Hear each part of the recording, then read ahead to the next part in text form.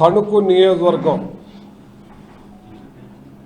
కూటమి ప్రభుత్వం వచ్చిన కాడి నుంచి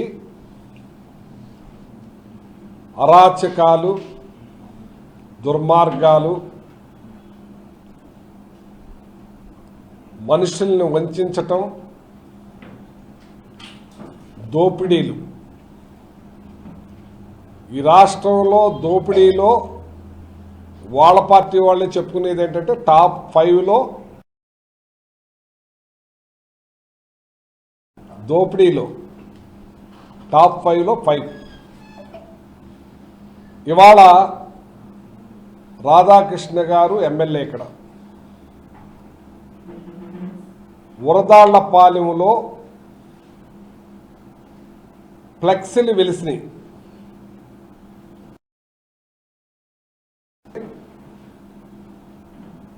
ఆయన అభివృద్ధిలో పరుగులెట్టిస్తున్నాడు.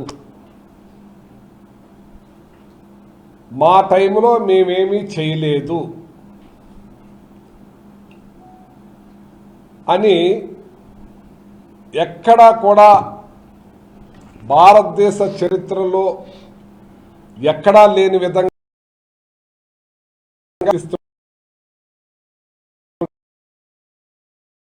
కూడా ఇది చూడండి, ఇది ఆయన పెట్టిన ఫ్లెక్స్. నా మీద ఇంటూ మార్కు రాజు అంటే ఆయన ఇంకా కల్లో ఉన్నాడేమో అనుకుంటున్నాను నేను. రాచరికం అనుకుంటున్నాడు ఆయన. ఏదో ఆదిత్య 369 సినిమా ఒకటి వచ్చింది. ఆ సినిమా స్టార్ట్ అయ్యి మళ్ళీ వెనక్కి వెళ్ళిపోద్ది 500 సంవత్సరాల క్రితం ఏదో. అలాగే ఈయన కలలో ఉన్నాడో రాధాకృష్ణ అనుకుంటున్నాను నేను.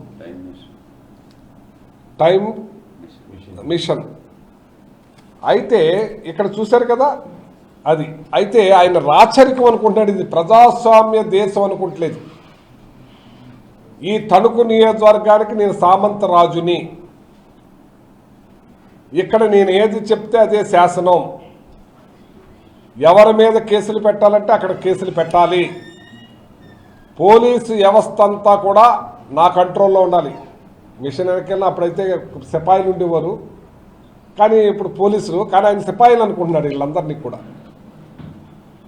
కేసులు పెట్టాలి, నేను చెప్పిందే నడవాలి, నా మాటే వినాలి, నేను దోపిడీ చేస్తాను. ఇవాళ ఈ ఫ్లెక్సీ పెట్టించి అక్కడ పోలీసులకు కూడా ఉక్కును జారీ చేస్తే తీయకూడదు, అక్కడ ఉండాలి.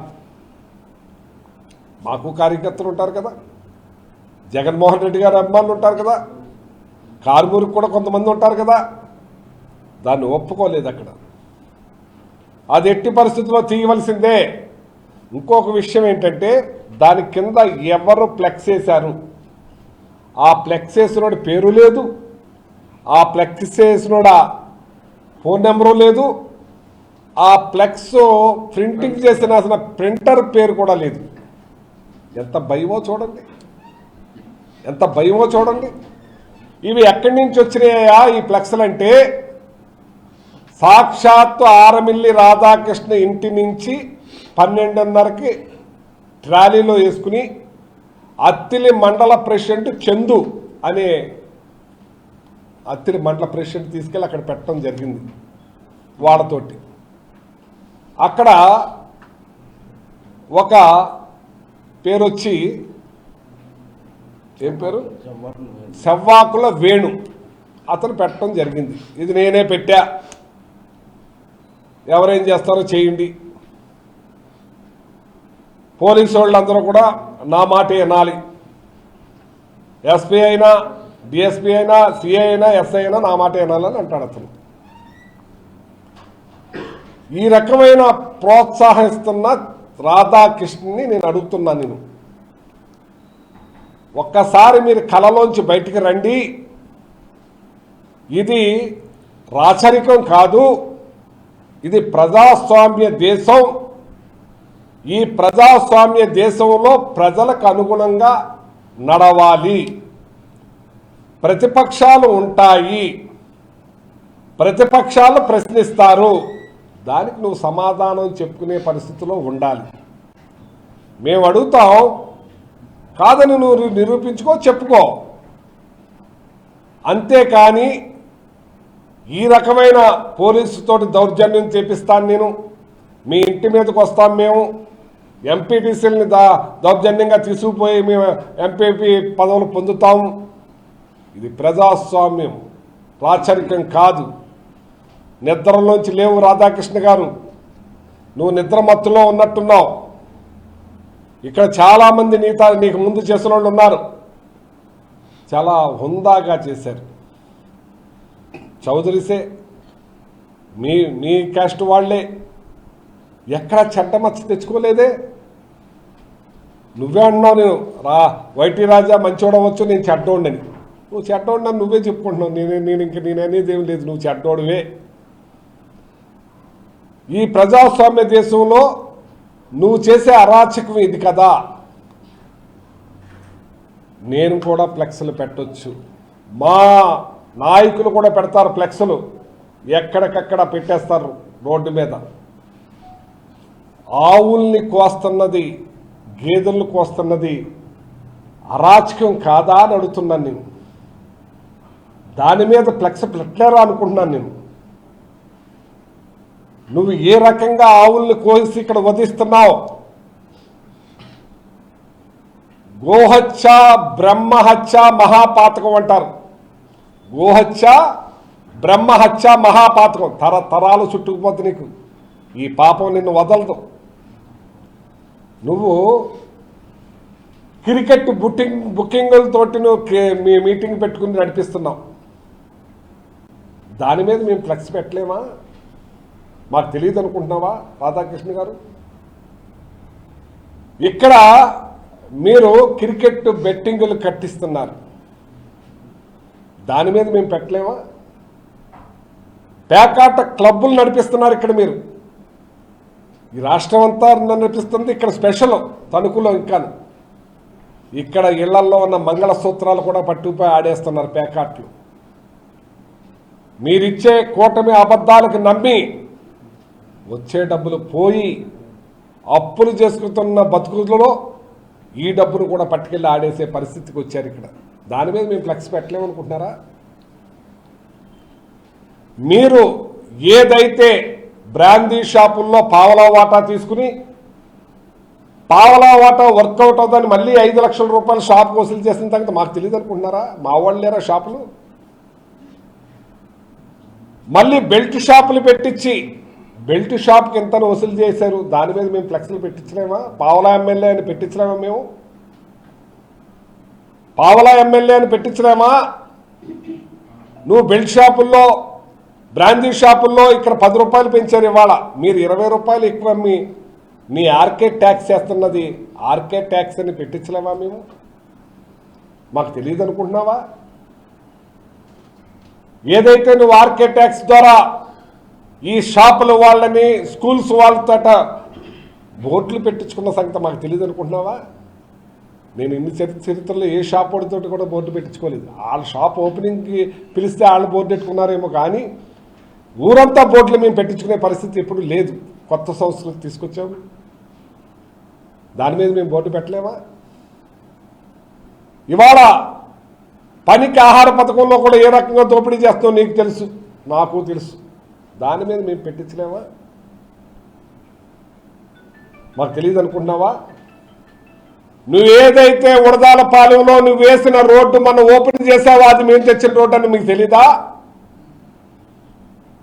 అక్కడ నేను శివాలయం కట్టించలేదా? మీరు కూర్చుని నడిపిస్తున్న సచివాలయం కట్టించలేదా? ఆర్బీకే కట్టించలేదా? హెల్త్ సెంటర్ కట్టించలేదా? డ్రైనేజీ కట్టించలేదా? మేము సిమెంట్ రోడ్లు పేయలేదా? కుళాయిలు ఊరంతా నేను కుళాయిలు ఇవ్వలేదా అని అడుగుతున్నాను నేను. గూగుల్ చెప్తుంది. మీరు అబద్ధం ఆడినా గూగుల్ అబద్ధం ఆడదు కదా. గూగుల్ అంతా పెట్టాం కదా, గూగుల్లో చూపించాం కదా, గూగుల్ అంతా ఉంది, వాట్సాప్లో చూడండి.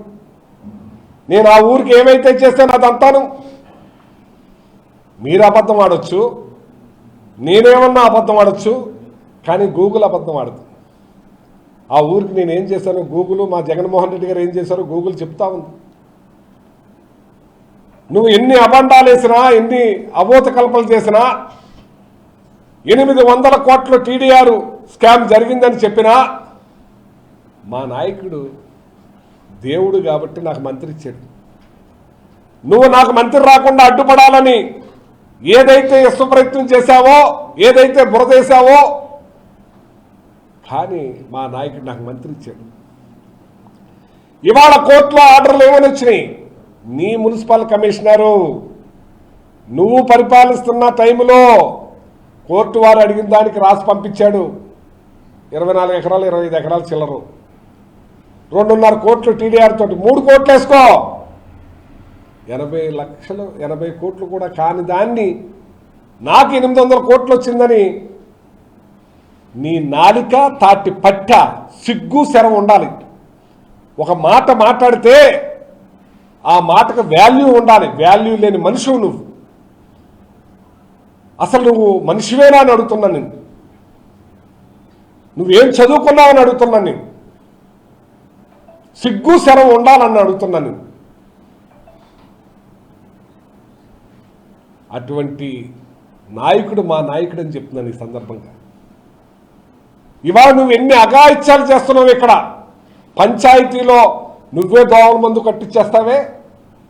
పంచాయతీకి 25,000 40,000 లక్ష రూపాయలు కూడా వసూలు చేస్తున్నావు కదా నువ్వు. అది ఎవరు చూడలేదనుకుంటున్నావా? పిల్లి పాలు తాగితే ఎవరు చూడలేదనుకుంటారేమో. ఏ రకమైన దోపిడీ చేస్తున్నావో తెలుసు. మున్సిపాలిటీలో ఏ రకంగా దోస్తున్నావో తెలియదు అనుకుంటున్నావా? లేని సంస్కృతిని తీసుకొచ్చి దోపిడీ చేస్తుంది. దాని మీద పెట్టలేము మీ ఫ్లెక్స్లు. ఎంఆర్ఓ ఆఫీస్ చరిత్రలో ఇక్కడ ఎమ్మెల్యే శాసనసభ్యులు చేసిన వాళ్ళు మంచి ఎంఆర్ఓ రావాలి, ప్రజలకు మేలు జరగాలి, ప్రజలకు వెంటనే పనిచేయాలని తెచ్చుకుంటారు. కానీ అక్కడి నుంచి కూడా నువ్వు కరెక్షన్ మొదలెట్టావని మాకు తెలియదు అనుకుంటున్నావా? దాని మీద పెన్షన్ ఫ్లెక్స్ వేయలేమా మేము? పోలీస్ స్టేషన్లో సెటిల్మెంట్లు కూడా నీ కనుసరణలోనే జరగాలి. దాని నుంచి కూడా నీ కప్పం కట్టాలి, ఆర్కే ట్యాక్స్ వేయాలి. అది మాకు తెలియదు అనుకుంటున్నావా? దాని మీద మేము ఫ్లెక్స్లు వేయలేము అనుకున్నావా? నీ ఇంకా ఉన్నాయి, నీకింకా అణుబాంబులు పేల్చే ఇంకా ఉన్నాయి. నువ్వు చేసే సంస్కృతి బయట జరుగుతున్నాయి, అన్నీ కూడా నా దగ్గర ఉన్నాయి. ఒకేసారి పేల్చలేని ఈ పండగకి కొంచెం నువ్వు మనశ్శాంతిగా ఉండాలని చెప్పి కొంతవరకే చెప్తున్నాను. ఇవాళ రాజశేఖర రెడ్డి గారి విగ్రహం, ఎన్టీ రామారావు గారి అంటే మాకు గౌరవం. ఎన్టీ రామారావు గారిని ఎన్నుపోటు పొడిచారు మీరు. పేదలకు చేసిన వ్యక్తి అతను. ఆయన విగ్రహాన్ని మేము ఎప్పుడన్నా అవమానించామా అని అడుగుతున్నాను. ఎన్టీ రామారావు అభిమాని మేము. ఎన్టీ రామారావు సినిమాలు కూడా చూస్తాం మేము. ఆ విగ్రహానికి ఇచ్చే గౌరవం మేము ఆయనకి ఇస్తాం. ఇవాళ మా రాజశేఖర రెడ్డి గారు ఇవాళ 2 రాష్ట్రాల్లోనూ ఆరాధ్య దైవంగా భావించే రాజశేఖర రెడ్డి గారి విగ్రహానికి నీకు సిగ్గులేదా? నీ ఫ్లెక్స్ కడతానికి R&B వాళ్ళు, నేషనల్ హైవే వాళ్ళు, పెట్రోల్ బంక్ వాళ్ళు మా సైట్ అని అంటే ఇదే మా సాయిబాబా రెడ్డి గారు. అప్పుడు హైవే వాళ్ళు, పెట్రోల్ బంక్ వాళ్ళు అందరూ కూర్చుని కొలతలేసి వాళ్ళకి సంబంధం లేదు, హైవే వాళ్ళకి సంబంధం లేదు తేల్చిన తర్వాత మేము కట్టేవన్న సంగతి నీకు తెలుసా అని అడుగుతున్నాను. నువ్వు బలవంతంగా R&B వాళ్ళకి ఫోన్ చేసి ఆ ఫ్లెక్స్ పెట్టమంటే ఆ ఫ్లెక్స్ కూడా మీ వాళ్ళే, మీ పోలీసు వాళ్ళే తీసి పెడతాం జరిగింది.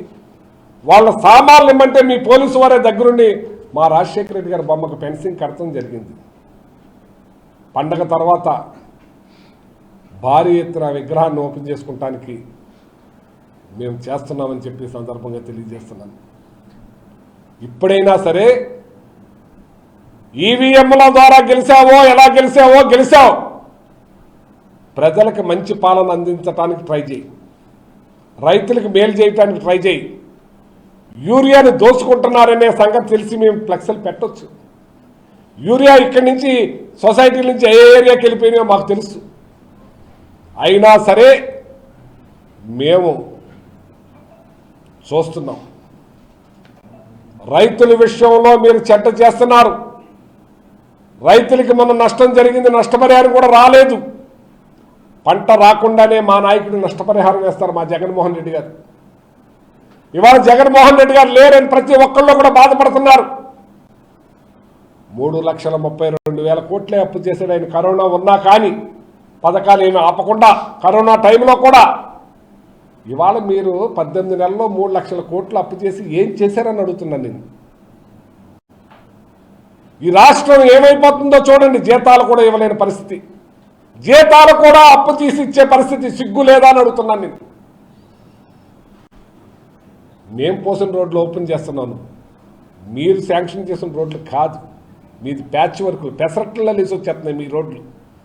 మీరు వేసిన ప్యాచ్ వర్క్ పెసరట్లు. రేపటి నుంచి రోడ్లంటే వెళ్తాను నేను, రోడ్లంటే చూస్తాను నేను. మీరు చేసే ప్రతి పని కూడా నేను కళ్ళారా మీకు చూపిస్తాను నేను. అప్పుడే ఎందుకులే టైం ఉందన్నా అనుకున్నాను, కానీ ఇక తప్పదు చూపించక. ఇంకా చాలా బాంబులు ఉన్నాయి పేల్చేయి. నువ్వు చేసే దుర్మార్గాలు ఎన్నిని ఇప్పటికైనా సరే నువ్వు న్యాయబద్ధంగా ఉంటాను ట్రై చేయి. మేమేం చేశామయ్యా? మీరు చంద్రబాబు నాయుడు గారు వచ్చినప్పుడు మేము ఏమన్నా గో బ్యాక్ అని ఫ్లెక్స్లు కట్టామా? బ్లాక్ ఫ్లెక్స్లు కట్టామా? మేము చేసిన అభివృద్ధి ఫ్లెక్స్లు మేము కట్టుకున్నాం. మీ ఫ్లెక్స్ల మీద కట్టలేదే మేము, మీ ఫ్లెక్స్లు కట్టనివ్వకుండా చేయలేదే మేము. మీ ఏలుపూర్లో అన్ని వర్గాల వారికి కమ్యూనిటీ హాల్స్ ఇచ్చి ఆ ఫండ్స్ వాళ్ళ కట్టుకుంటే ఆ ఫండ్స్ రిలీజ్ అవ్వకుండా కోర్టుకు వెళ్ళి ఆపింది నువ్వు కదా. వాళ్ళ రోడ్డు ఎక్కరా, వాళ్ళ బాధ, చిన్నవాళ్ళు వాళ్ళకు అడ్డుకున్నది నువ్వు కాదా? వాళ్ళ కులస్తులు నేను తిట్టరా అని అడుగుతున్నాను నేను. ఆ ఫ్లెక్స్లు మా నాయకులు కట్టుకున్నారు, కానీ నేను ఎక్కడో ఒప్పుకోను నేను. ఇలాంటి ఇంటూ మార్కు, ఇలా బ్లాక్ డేలు. సరే, మాకు అమరావతి వాళ్ళని ఆపేరు అన్నాం. అమరావతి వాళ్ళు మేము ఆపలేదే, మాది మేము వినిపించాం. ఇవాళ ఏం చేశారు మీరు? అమరావతికి ఇన్ని వేల ఎకరాలు తీసుకుని వాళ్ళు ఇవాళ నిష్కారణంగా ఒక మనిషి చచ్చిపోయాడు. మీరు ఇచ్చింది ఎక్కడో మడుగులో ఇచ్చారంట ఆయన సైటు. ఆ పిల్లల్ని చదివించుకుంటారు లేక, బ్యాంకులో పెట్టుకుంటారు లేక, అమ్ముకుంటారు లేక అక్కడికక్కడే చచ్చిపోయాడు. ఇవాళ అమరావతిలో ఉన్న వాళ్ళందరూ కూడా రివర్స్ మళ్ళీ ధర్నా చేయటానికి చూస్తున్నారు. వాళ్ళకి సమాధానం చెప్పు నువ్వు. ఇప్పుడు చాలా గొప్పవాడు నువ్వు. ఆ అమరావతి వాళ్ళకి న్యాయం చేయండి, ఆ రైతులకు న్యాయం చేయండి, మీ వాళ్ళే కదా. అంచేత ఇది ప్రజాస్వామ్య దేశం. ఈ ప్రజాస్వామ్య దేశంలో ప్రశ్నించే హక్కు ప్రతి ఒక్కరికి ఉంది. నీలాగా అబద్ధాలు, దుర్మార్గాలు, గుడ్డ కాల్సి ముఖాన్ని పడేసి తుడుచుకోమనే పనులు మేము చేయం. ప్రజాస్వామ్యబద్ధంగా అడుగుతాం మేము. మీ ఆర్కే ట్యాక్స్లు అన్నీ కూడా తెలుసు, చిట్టా రెడీ చేశాం. ముద్దాపురంలో మా మండల ప్రెసిడెంట్గా చేసిన ఆమె మేము 5 నెలల క్రితమే మేము సస్పెండ్ చేయటం, పార్టీ నుంచి పంపేయటం జరిగింది. నువ్వు చాలా గొప్పవాడు. మరి ఆ అమ్మాయికి తగులడిపోయి చచ్చిపోయినప్పుడు నువ్వు ఎక్కడున్నావు? మీ నాయకులు ఎక్కడున్నారు? ప్రశ్నించారా వచ్చి? ఇక్కడ న్యాయం చేయాలని నిలబడ్డారా? మా నాయకులు నిలబడ్డారు. ఆ అమ్మాయి తప్పు చేసినట్టుంది, శిక్షించాలి, చనిపోయిన అమ్మాయికి న్యాయం చేయాలని మా నాయకులు అన్ని ఈ రోజు కూడా ఉన్నాయి. ప్రెస్లో చూపిస్తాను, పంపించాం కూడా ఆల్రెడీ. నువ్వెక్కడున్నావు? నువ్వు మాట్లాడేవా? నోరిప్పేవా? ఇవాళ ముళ్ళపూడి వాళ్ళని అవమానించాను, కారుమూరిని ఈ కేసులో ఇరికిస్తున్నాను. ఏమంటావు నువ్వు? ముళ్ళపూడి రూపాయలు ముళ్ళపూడి పేరు తుడిసేయాలంటావా? ముళ్ళపూడిని పేరుని మర్డర్ కేసు కింద చిత్రీకరించాలని ఇది పెట్టానన్నావా నువ్వు? కారుమూరిని ఈ మర్డర్ కేసులో ఇరికించాలని చూసాం. జడ్జి గారు వాళ్ళకి బెయిల్ కూడా ఇవ్వటం జరిగింది. మీరు ఏదైతే స్టేషన్ గారు అది కొట్టేయటం కూడా జరిగింది. దుర్మార్గంగానే పోతుంది. ముళ్ళపూడి వారికి ఎప్పుడూ మేము గౌరవించాం. ముళ్ళపూడి వారి విగ్రహానికి హరిశ్చంద్ర ప్రసాద్ గారి విగ్రహం తొలిగా పెట్టించింది నేనే. ఈ నియోజకవర్గంలో ఆయన చనిపోయిన వెంటనే 45 సెంట్లలో పార్క్ తయారు చేసి ఆయన అద్భుతంగా ఆయన చెవులో ఎంటుకలతో సహా నేనే దగ్గరుండి సెలెక్ట్ చేసి వాళ్ళ కుటుంబ సభ్యుల కన్నా ముందు విగ్రహాన్ని పెట్టించింది నేను. నా సంస్కృతి అది. నీ సంస్కృతి రాజశేఖర రెడ్డి గారి బొమ్మకి కంచి కట్టించిన సంస్కృతి నీది. తెలుగుదేశం హరిశ్చంద్ర ప్రసాద్ గారైనా ఈ నియోజకవర్గంలో తొలి ఎమ్మెల్యేగా, తొలి మున్సిపల్ చైర్మన్గా, తొలి ఎమ్మెల్యేగా, ఇండస్ట్రియలిస్ట్గా ఆయన గౌరవం ఇవ్వాలనే ఉద్దేశం మీద ఆయన బాడీకి దండేసి ఆ రోజునే చెప్పడం జరిగింది, అది నిరూపించాను నేను. నీదైతే నా సంస్కృతి ఇది. ఇవాళ మా ఆరాధ్య దైవం ప్రజలందరికీ రాష్ట్రంలో 2 రాష్ట్రాల్లో అటువంటి విగ్రహాన్ని అవమానించావు నువ్వు. అలాంటి హరిశ్చంద్ర ప్రసాద్ గారికి గౌరవించాను నేను, విగ్రహాన్ని పెట్టించి. ఇవాళ ఇక్కడ ఈ తణుకులో కూడా పోరాటం చేసిన యోధులు అన్ని వర్గాల వారి విగ్రహాలు పెట్టించాను. దేశ నాయకుల విగ్రహాలన్నీ కూడా పార్కులో పెట్టించాను. అత్తిల్లో కూడా కెనాల్ బండ మీద పెట్టించాను. నాది అది సంస్కృతి. నీ సంస్కృతి ఇది. మరి ఎక్కడ చదువుకున్నావో మాకు తెలియదు. ఇప్పటికైనా సరే ఇది ప్రజాస్వామ్య దేశమని గుర్తించి నడవటం నేర్చుకోండి అని చెప్పి తెలియజేస్తాను.